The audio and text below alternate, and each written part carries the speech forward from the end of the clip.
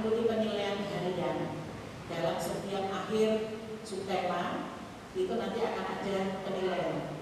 Ini menjadikan tabungan nilai akademik. Pengetahuan ini nilai akademik, nilai pembelajaran. Kemudian penilaian akhir semester 1 dan berikutnya adalah penilaian akhir tahun. Mungkin ada yang sudah putra-putrinya di sekolah ini atau di sekolah lain, ada yang namanya PTS. Kok saya nggak lihat tulisan PTS ya di situ? Dan memang PTS ini adalah kegiatan penilaian tengah semester. Sedangkan di SDT ini tidak diadakan ulangan. Terus bagaimana nilainya anak-anak? Kumpulan dari nilai penilaian harian selama 3 bulan awal akan kami laporkan. Jadi kami tetap memberikan laporan penilaian anak-anak di tengah semester. Kemudian penilaian itu dilakukan secara tiap akhir subtema tadi. Bagaimana kalau nilainya tidak mencapai target? Akan ada perlakuan yang namanya remedi atau perbaikan. Kapan? Saat itu juga akan diberikan perbaikan. Jadi tidak menunggu sampai raporan akan diberikan. Bahkan atau mungkin raportnya diberikan nilai murni waktu dia mendapat nilai di bawah standar. Tidak. Jadi kami akan berikan perbaikan nilainya. Sehingga ketika kami bagikan nilai itu sudah nilai yang sesuai dengan standar. Seperti itu. Kemudian penilaian keterampilan ini diberikan dalam bentuk tugas, proyek mungkin atau produk. Kalau kelas 1 proyeknya apa ya?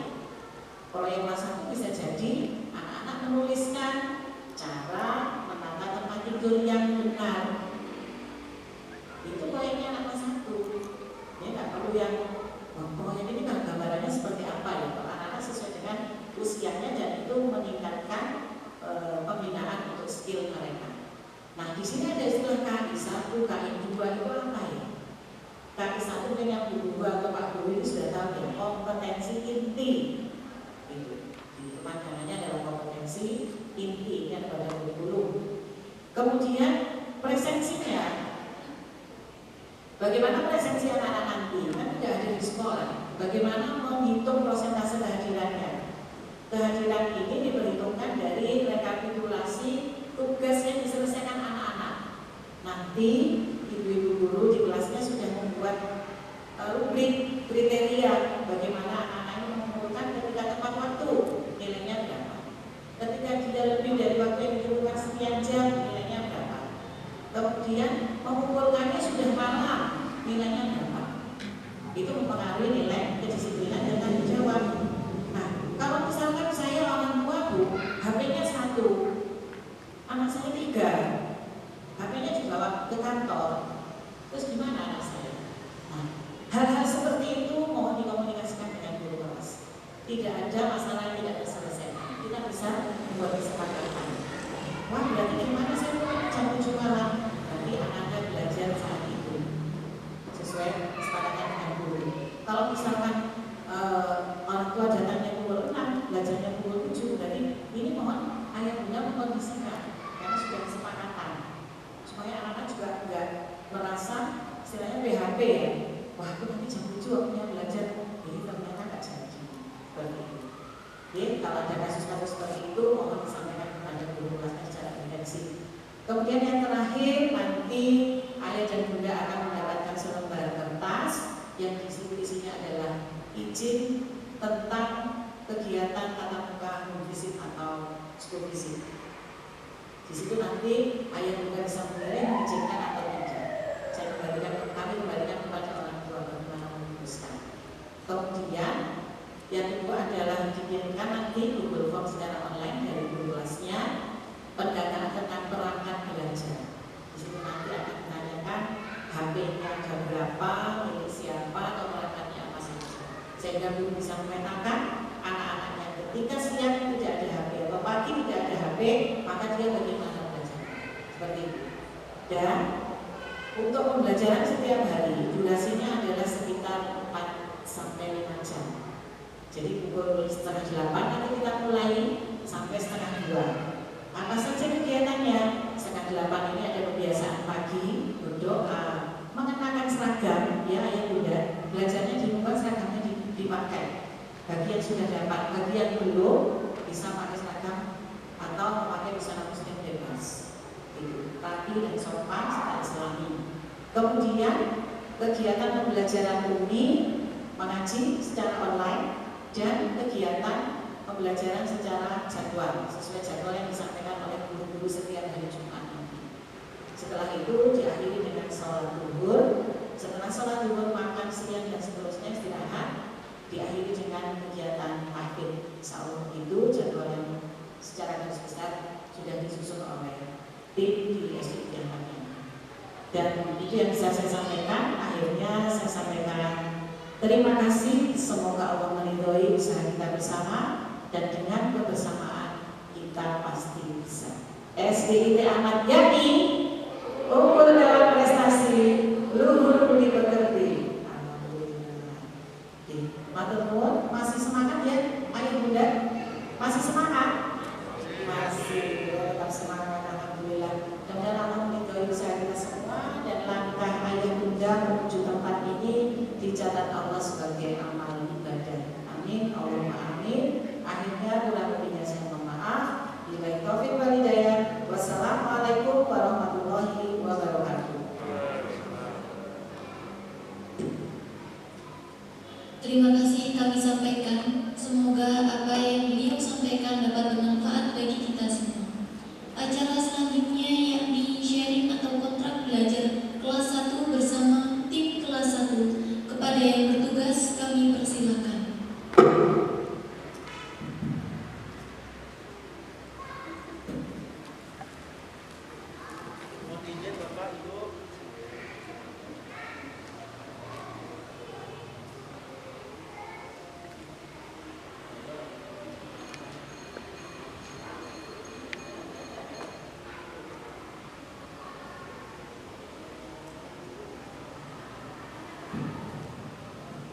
Bismillahirrahmanirrahim. Assalamualaikum warahmatullahi wabarakatuh.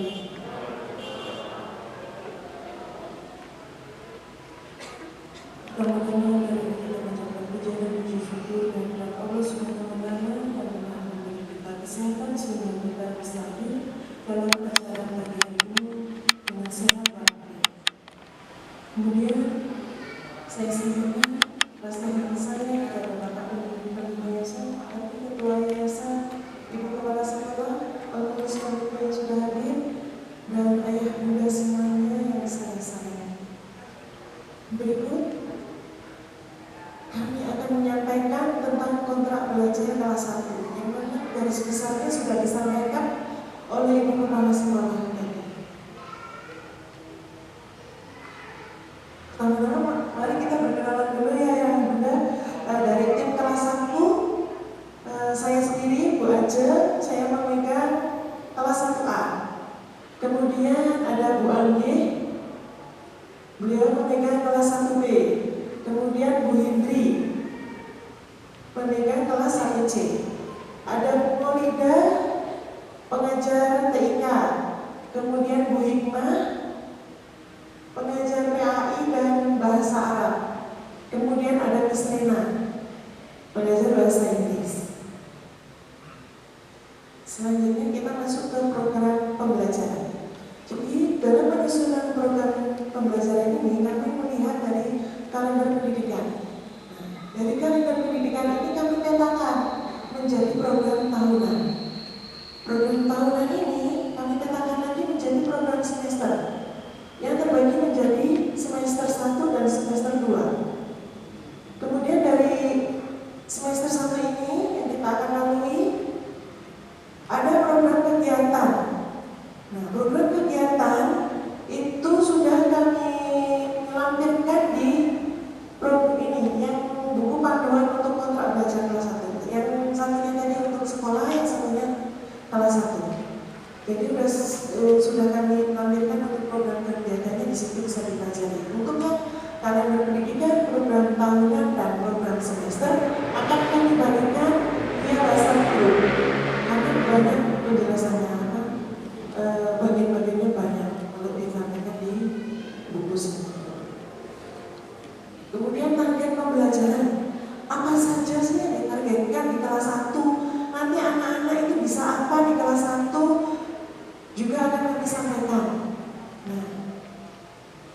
Jadi target pembelajaran ini tadi ada 3.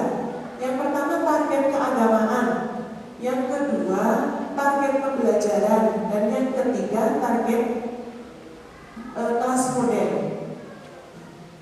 Nah, untuk target keagamaan ada membaca huruf hijaiyah. Ini untuk kelas 1 selama 1 tahun. Oke. Membaca huruf hijaiyah, tuntas umi jilid 1 dan 2, mampu menulis huruf hijaiyah secara rapi dengan teknik yang benar, mampu menghafal surat mulai An-Nas sampai Al-Asr, itu 12 surat. Kemudian mampu menghafal doa akan dan sesudah makan, doa akan dan bangun tidur, doa masuk dan keluar kamar mandi. Mampu menghafal hadis kebersihan sebagian dari iman, Allah menyukai keindahan, perkataan yang baik dan perbuatan yang baik. Membiasakan mengucap salam dan berjabat tangan, mampu berwudu dengan benar atau tertib, mampu menghafal bacaan dan gerakan salat secara tertib. Nah, untuk yang menghafal doa dan hadis itu ada beberapa. Nah, itu 1 tahun. Nanti akan dibagi menjadi per semester. Jadi semuanya itu ada 4, maka 1 semester cukup 2. Targetnya seperti itu. Jadi anak tidak terbebani banyak, tapi untuk kelas 1 itu sudah sangat bagus. Kemudian selanjutnya target pembelajaran. Setiap mata pelajaran pasti mempunyai target pembelajaran. Nah, untuk di SDIT Ahmad Yani ada beberapa mata pelajaran, yaitu PKN, Bahasa Indonesia, Matematika, SPDB atau Seni Budaya dan Prakarya, PJOK Pendidikan Jasmani Olahraga dan Kesehatan, PAI, Bahasa Arab, Bahasa Inggris dan Bahasa Jawa. Masing-masing mempunyai target pembelajaran selama 1 tahun. Nanti anak itu bisa apa sih selama 1 tahun? Yang tadi tentang keagamaan, sekarang pembelajarannya. Mereka bisa apa selama 1 tahun ini? Nah, untuk penjelasannya apa-apa saja targetnya sudah kami tuliskan juga di halaman 6. Di situ ada target-targetnya. Itu secara garis besar. Dari mana kami memetakan itu? Dari KD. Jadi kompetensi dasar itu kami ringkas jadi 1. Kami lihat dari KD itu, kemudian kami jadikan target pembelajaran selama 1 tahun. Contohnya seperti bahasa Indonesia. Dalam 1 tahun itu, apa target pembelajarannya? Siswa dapat memahami bunyi konsonan, vokal, kosakata yang sesuai untuk menyampaikan ungkapan maupun menceritakan peristiwa. Nah, sepertinya beda ya untuk 1 tahun. Tapi itu kan ringkasan. Apa aja isinya ada di program kegiatan pembelajaran tadi. Nah, dijabarkan dalam program kegiatan tadi di halaman 10.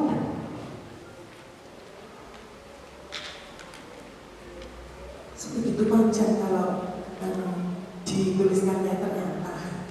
Jadi target-target itu tadi dijabarkan dan 1 semester itu, yang 1 tahun itu dibagi menjadi semester 1 dan semester 2. Nah, yang program kegiatan ini hanya semester 1. Untuk semester 2-nya akan disampaikan pada kontrak kerja semester 2 nanti.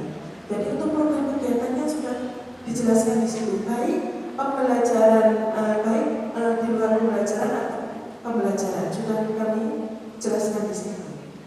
Kemudian untuk target kelas model, apa sih kelas model ini?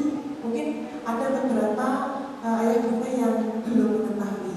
Nah, target kelas model ini, yang dimaksud kelas model ini, nanti harapannya kalau tentu ini menjadi kelas pencontohan karakter. Karakter apa? Kami mengambil karakter peduli sesama dan peduli lingkungan.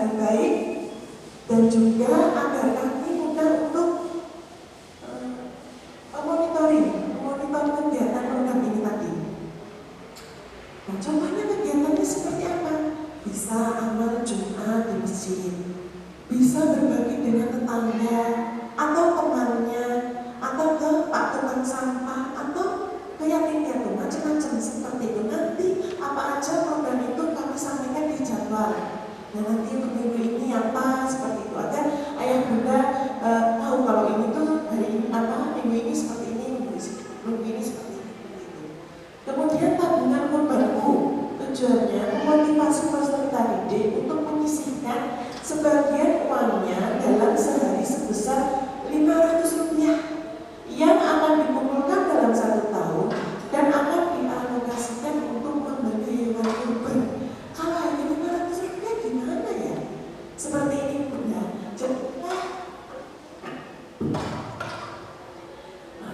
Jadi kita ya dengan seperti kurban bendera yang satu sapi itu berapa orang, satu itu berapa orang, tapi kita itu menumbuhkan motivasi itu ke anaknya, bukan untuk yang aturan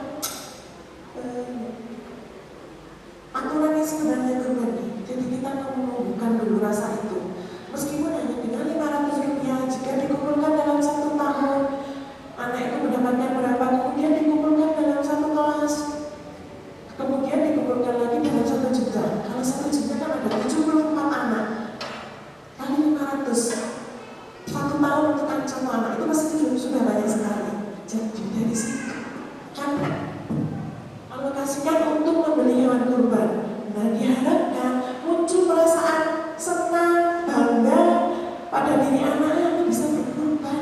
Nah, itu nantinya dari anak kelas 1 sampai kelas 6 lama-lama kan jiwa itu, kalau dia sudah memiliki jiwa aku harus menyiapkan untuk kurban tahun depan, dia sudah mulai tumbuh rasa itu dan dia mulai menabung sedikit demi sedikit. Kita fokusnya ke situ dan bukan ke yang harus berapa hewan kurban itu, harus bukan ke situ. Rasa itu dulu ditumbuhkan melalui tabungan kurban ini. Kemudian peduli lingkungan. Peduli lingkungan ini kami mempunyai program Kamis Bersih. Tujuannya memotivasi peserta didik dalam melakukan kebaikan terhadap lingkungan sekitar yang menyebabkan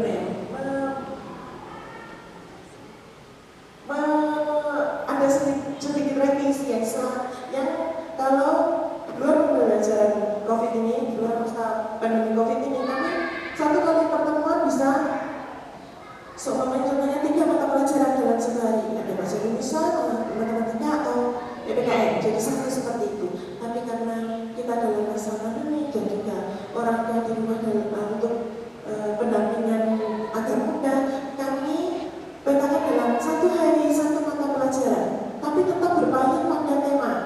Jadi contohnya kalau hari Senin PKN tentang apa itu sudah ada di jadwal, tapi tetap berpaling pada tema. Contohnya kegiatan pembelajaran matematika. Pembelajaran matematika tema 1 di minggu subtema 1 pembelajaran 1 mata pelajaran matematika. Gimana bisa berpaling pada tema? Contohnya rumah. Anak-anak di anak-anak melakukan pembelajaran menghitung benda. Benda apa? Mungkin jari kanan ditambah jari kiri, seperti itu. Jadi dikaitkan dengan tema. Semua pembelajaran dikaitkan dengan tema. Tema sesuai tema yang sudah disediakan. Jadi kalau tema satu tadi di buku, dia matematikanya masuk ke tema seperti itu. Semua pembelajaran 5 mapel tadi masuk ke tema. Kemudian dalam pembelajaran kami melakukan nilai harian, mengambil nilai harian sesuai jadwal tadi. Kemudian nilai evaluasi diberikan setelah siswa melakukan atau menyelesaikan 2 subtema. Subtema 1 dan subtema 2 habis, kami akan melakukan evaluasi pembelajaran. Jadi sekitar 2 minggu sekali itu anak-anak akan evaluasi. Evaluasi 2 subtema terakhir seperti itu. Nanti 2 sub lagi evaluasi, 2 sub lagi evaluasi, seperti itu sekitar 2 minggu. Selanjutnya pembelajaran di era pandemi COVID-19 yang sudah garis besar sudah dijelaskan oleh Bunda kami. Pembelajaran apa saja? Pembelajaran daring, klaster rumah dan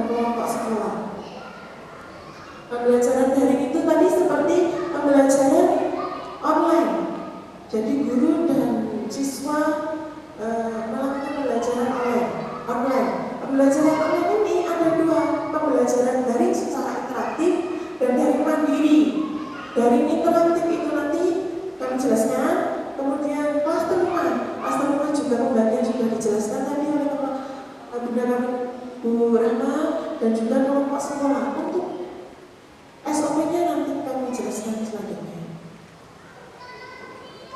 Nah, selanjutnya, daring, kelompok, dan klaster. Bagaimana pembagiannya?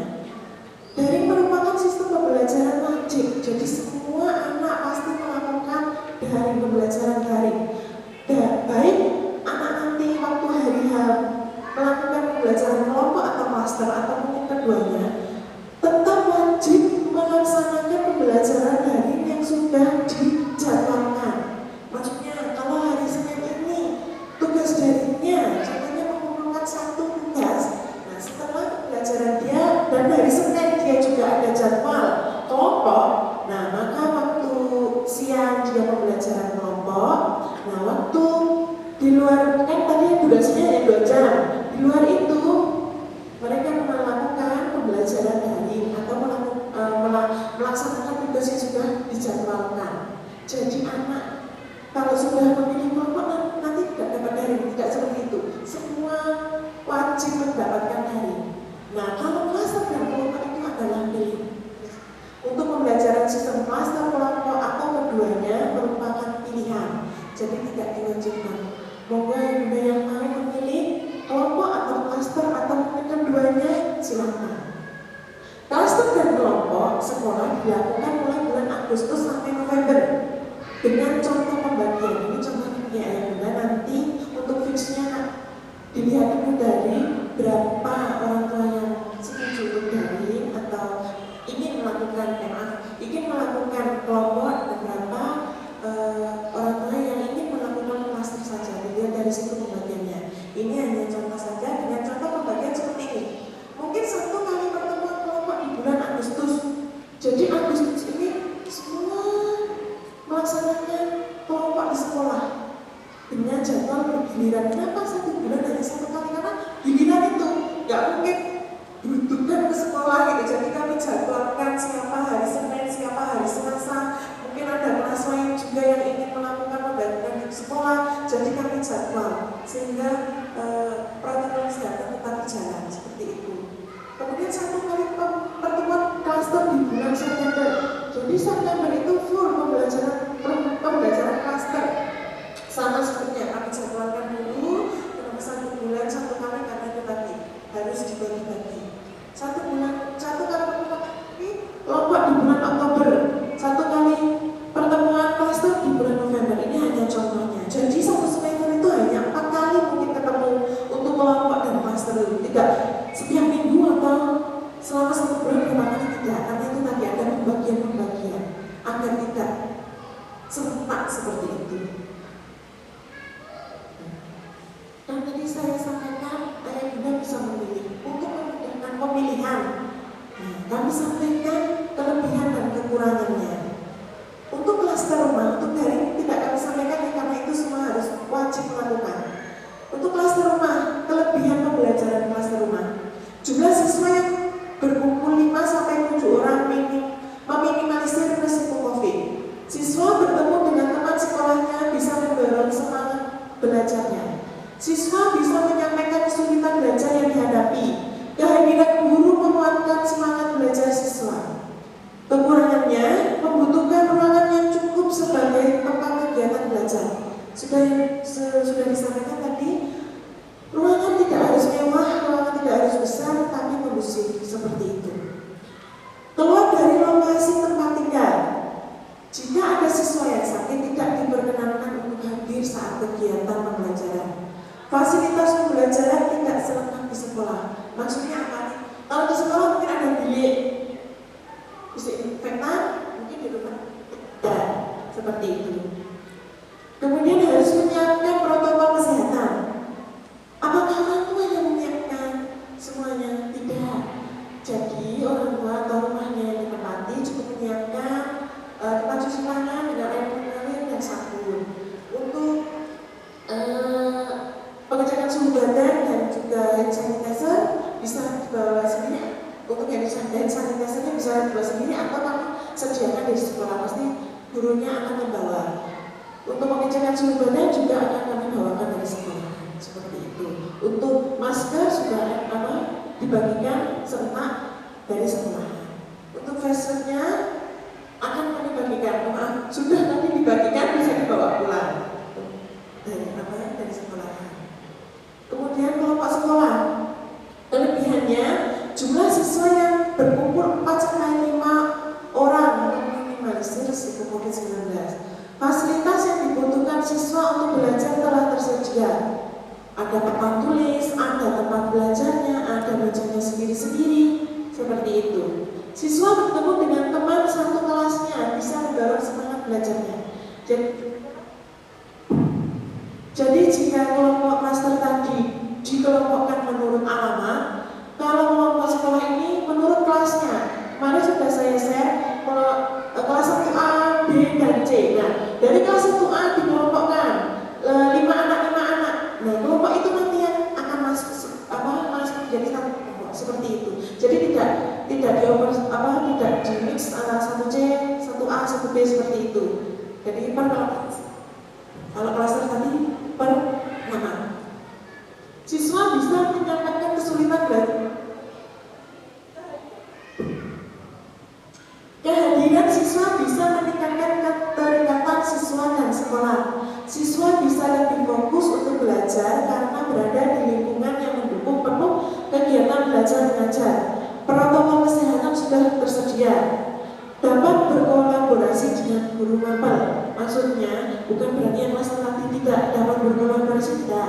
Tapi satu waktu itu maksudnya hari ini Senin ada tema juga ada mapel, itu memungkinkan. Kalau di klaster mungkin tidak semaksimal itu.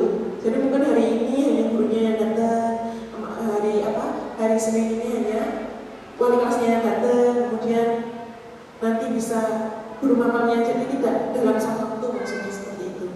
Kekurangan pembelajarannya keluar dari lokasi tempat tinggal, dan jika ada siswa yang sakit tidak diperkenankan untuk hadir. Kemudian SOP-nya, SOP daring interaktif, mempunyai aplikasi yang digunakan untuk pembelajaran, memakai seragam sesuai jadwal pada saat pembelajaran melalui video call, Zoom meeting, Jitsi atau aplikasi lainnya. Jadwal seragam mengacu pada buku Bimpres, membuka aplikasi belajar yang dijadwalkan saat itu, berdoa sebelum belajar, melaksanakan kegiatan daring dengan sungguh-sungguh, pembelajaran diakhiri dengan doa dan salam. Maksudnya SOP daring interaktif ini tadi jika daring tetapi tatap muka melalui aplikasi, itu maksudnya interaktifnya ini ya. Jadi ada daring interaktif dan mandiri. Untuk SOP dari mandiri, boleh tidak menggunakan seragam saat pengambilan foto video, tapi tetap menggunakan kerudung untuk perempuan dan baju sopan. Seperti itu. Melaksanakan kegiatan sesuai tugas yang diberikan guru, mengumpulkan tugas harian maksimal pukul 21 dan 9 malam, selalu berkoordinasi dengan guru kelas, mapel dan umi jika mengalami kendala ketika menyelesaikan tugas. Jadwal mingguan akan di-share wali kelas melalui grup kelas masing-masing pada hari Jumat. Menyampaikan alasan bila tidak dapat mengumpulkan tugas tepat waktu. Ketepatan waktu pengumpulan tugas akan mempengaruhi penilaian sikap. Nanti saya jelaskan untuk poin yang terus ini. SOP klaster. Rumah atau tempat klaster harus memenuhi syarat protokol kesehatan. Peserta didik harus memenuhi syarat protokol kesehatan. Datang tepat waktu sesuai jadwal kelompok. Memakai busana muslim bebas dan bersepatu, bukan jeans. Mengikuti pembelajaran dengan baik. Membawa ATK atau alat tulis mandiri agar tidak saling pinjam antar teman. Membawa bekal makanan dan minuman sendiri, juga seperti itu biar tidak teman-temannya. Tidak diperkenankan bermain di area rumah untuk klaster. Jadi datang tepat waktu, masuk tempat, kemudian pulang juga tepat waktu. Jadi kita harus bekerja sama. Nanti jika anak belum dijemput atau ada kendala dari orang tua, mohon segera menghubungi gurunya, dan gurunya bisa menunggu peserta ini sampai dijemput. Jadi harus ada komunikasi seperti itu. Diusahakan tepat waktu dalam penjemputan. Dijemput tepat waktu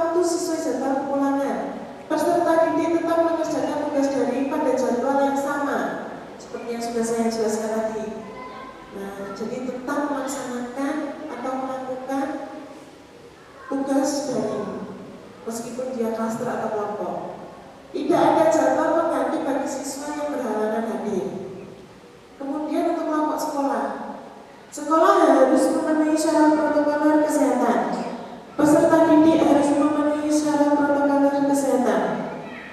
Datang tepat waktu sesuai jadwal kelompok, memakai busana muslim bebas dan bersepatu, dapat mengikuti pembelajaran dengan baik, membawa ATK atau alat tulis mandiri, membawa bekal makanan dan minuman sendiri, tidak diperkenankan bermain di area sekolah, dijemput tepat waktu sesuai jadwal kepulangan, peserta didik tetap mengerjakan tugas daring pada jadwal yang sama, tidak ada jadwal pengganti bagi siswa yang berhalangan hadir.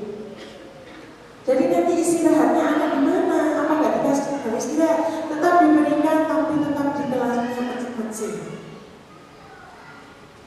Untuk KBM, ketuntasan belajar minimum SD Taman Yani yaitu 70. Dan bagaimana jika anak tidak sampai tuntas KBM, maka dilaksanakan remedial. Nah, seperti itu. Penilaian sikap. Nah, tadi sudah dijelaskan penilaian dalam K13 ada KI 1 sampai KI 4. KI 1 tentang spiritual, KI 2 tentang sosial, 3 tentang pengetahuan, dan 4 tentang keterampilan. Kenapa saya sampaikan penilaian sikap di sini? Karena berkaitan dengan kegiatan pengumpulan tugas Anda sehari-hari. Nah, untuk penilaian spiritual kami bisa melihat dari buku Bipres. Untuk penilaian sikap ini kami jelaskan di halaman 5.